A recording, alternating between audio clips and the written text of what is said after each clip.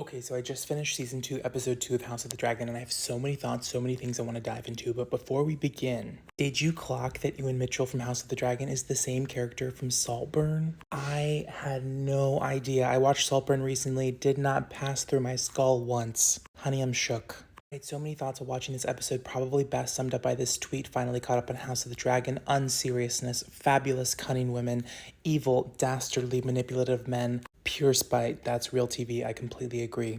I was absolutely devastated by the events of episode 1, especially everything that my son had to go through, like this pure innocent angel. I'm just so sad about that. You should never just, if you're making a TV show, leave the animals out of it, like they've been through enough. This guy is so interesting to me, King Aegon. Said his name kind of weird just then, I don't know why. But I'm definitely team black, not team green. But in the beginning, when he was at the small council meeting, I felt like the show had a really interesting look at the way that power is used to humiliate others, like when he suggests that the advisor get on the floor on all fours and do a donkey ride. Very Succession of him. I was also quite surprised that a little bit later in the episode, when he's then hearing the complaints from the people in the kingdom, that he's willing to give up these sheeps. Like, he doesn't seem like the most selfless guy, so it's so interesting that he's like, well, he came all this way.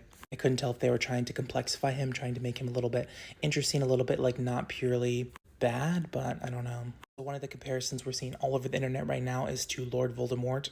Wait, did I accidentally mix up Prince Aemond and King Aegon? If I did, I don't know, it's late. One of the things we've been seeing everywhere is this comparison. And what I thought was so interesting about this scene is this woman that he's with looks very similar to his mom.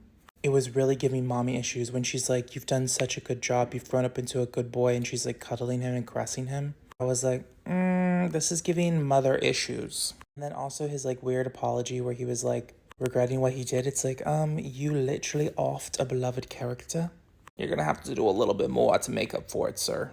Now, another really interesting thing in season 2, episode 2, is the relationship dynamic between these two, which is kind of turning sour because it is revealed that hunky Doctor Who turned uncle slash lover slash husband to Rhaenyra. It's revealed that he orchestrated the plot to off Helena's child, which obviously makes Rhaenyra look super bad because she's blamed for it. So they get into this huge fight, and then he leaves, and he's just all like, I've always been there for you. And she's like, I can't trust you, and neither could your brother, and that's why we're in this mess. And later, when she's talking to his former lover, and she's like, yeah, he does go away for weeks at a time. I loved when Rhaenyra was like, maybe a week, maybe forever. She's so unbothered. I love her.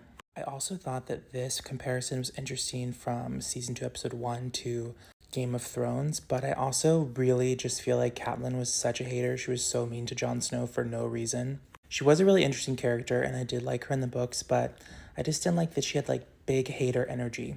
But yeah, I found the critiques of power, humiliation, and just like how precarious everyone's positions are in this world, unless you're like inheriting something by blood, to be so fascinating and so kind of indicative of our modern world, unless you inherit like generational wealth, you're kind of fucked. So much more to say, but I really agree with this as well.